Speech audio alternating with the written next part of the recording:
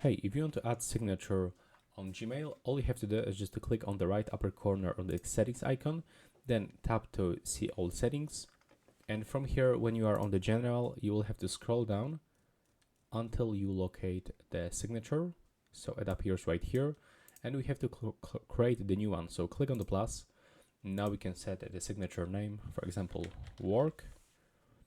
Click create. Now from here, you can input your signature.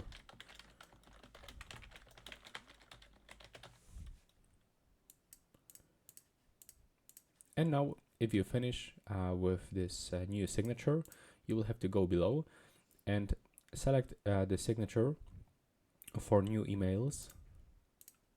So you have to select the signature that you want to actually use. You can create like a couple of the signatures, and you can also use it on reply and forward use. So when you select your signature name, you can scroll down, click on the save changes. Now, if you are going to send something, you will add this signature automatically into new emails.